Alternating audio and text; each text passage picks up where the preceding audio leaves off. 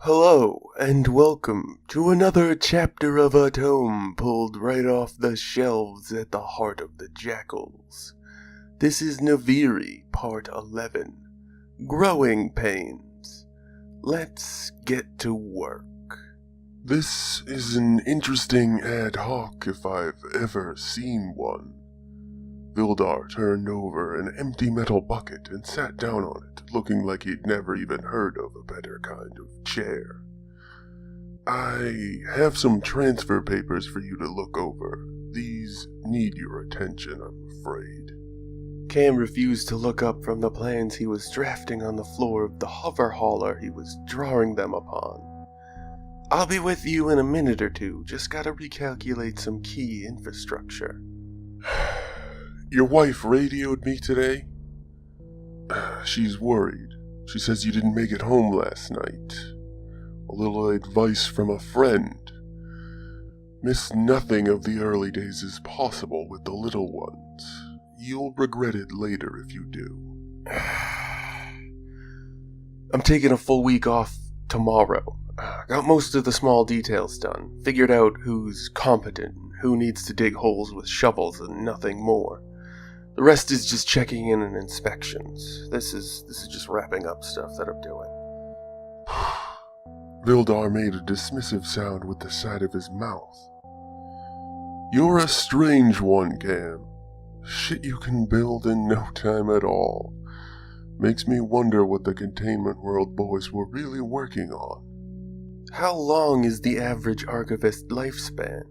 Kam asked, while tracing some notes into the plans, finishing everything up. Couple 100 years?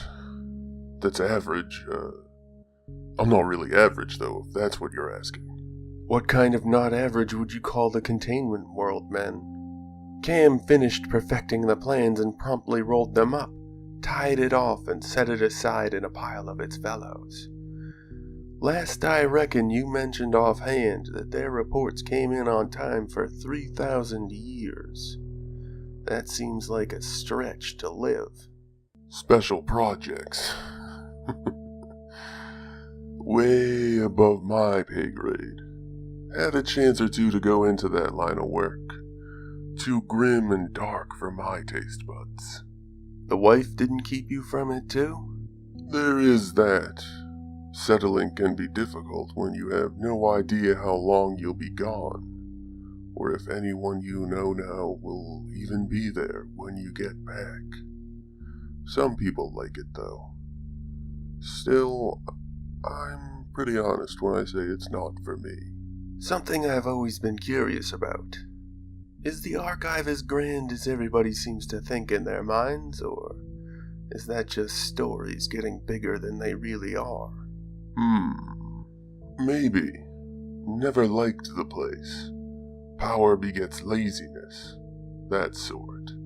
Always felt off to me. Like there was too much shit I couldn't see, because the right place to see it was cordoned off by jealous eyes. The field is my home. How's the family? They get over that thing you had to deal with? Kam changed the subject, but with a bit of genuine concern mixed into his words. Everything's better. The kid pulled through. He's a fighter. Touch and go for a bit. Wife's still in tatters. Tough to leave her that way. She'd never say it out loud, but losing one of them, that would end her. I cannot imagine the stress that would be. Kam opened up a thermos and glugged back ice-cold stew from several days ago. Unfazed, he continued to chat while sorting through various tools on his desk, looking for something he could not seem to find. How's the plant looking to your trained eyes? Do we make the cut? Better than a lot of the carefully constructed stuff back in archive space. I find myself constantly impressed with how much you get done with so very little in such a short period of time. You find yourself a project and it gets built right away. It's maddening to look at. Work's work. It's meant to be completed as soon as possible. Kam found a domi on his desk and took a deep and enjoying drag of it.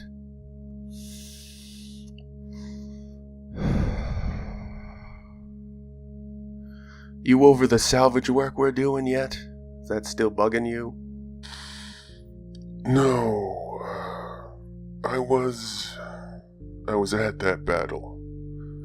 Lost a lot of good men, friends. Gonna hurt for a long time. Not your concern, though. You have your tasks to complete. I have mine. Keep making the choices you have to make. You know, I do worry what you think. You know that, right? Kam gave up on finding what he was looking for. Better? How so is this operation better? Curiosity striking him in the side of the face, just so suddenly. You have a way with inspiring people, Kam. It's a joy to watch. You talk, and people, they don't just listen. They get infused with this vigor. It's rare, hardly ever seen it. You have a way of... It's hard to explain. That's all I really got. You know, my dad told me that same thing a few times. You led people before? First time I'm hearing of it.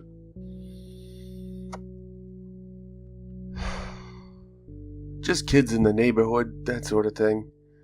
Had my own repair shop to compete with the old man. Got him, venomously furious for a while there.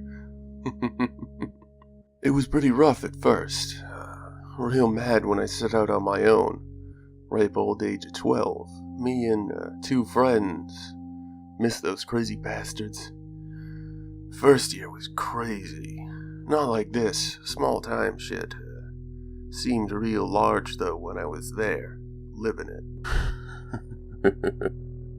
12. I can't believe you sometimes. It always seems bigger than it is when you're that young. What do you end up doing to get by and make it through and all that? Just made ourselves invaluable to the populace. Built single-person transports, tools, repaired farming implements. Church tried to put an end to it. Common folk, though, they wouldn't have a word of it. Proudest day of my dad's life when the monks delivered the apology. After that, he was more than a little okay with some friendly sport against his own son. Kam leaned back, lounging as he daydreamed. I understand if you don't want to answer, Kam, but, I've had this nagging thought on my mind. Anyone ever figured out what happened to him? Your old man? What the church ended up doing to him? I did, eventually. Haven't had the heart to break it to Kath, though. Someone cornered him on a ridge by the old Vu Hive graveyard. It didn't end well for anyone involved. She still pretends he flew off somewhere and is alive somehow.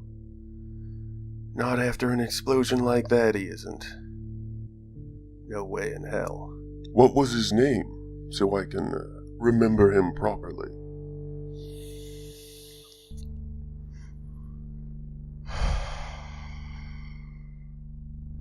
Kamavar, same as mine. They sat there for a few minutes, intense silence stretching between them, until Kam reached out for the papers Vildar needed him to address with his full attention. Enough having already been said between both of them. And so it is, our time together has once more come to a close. I have been Lothran, and this was Noviri, Part 11, Growing Pains. Another tale from the heart of the jackals. Go ahead, Korvoth. Yes, sir. That's the end of the story today, folks. Please leave all your comments, questions, and kindnesses down below. Don't be a jerk, though. I got my eye on you. And don't forget to stay safe out there. Remember to like, share, and subscribe to show your support. And there's this bell thing when you subscribe. You gotta go over to the bell and click it, because we release videos every day, and to get notifications for them, you gotta click that bell.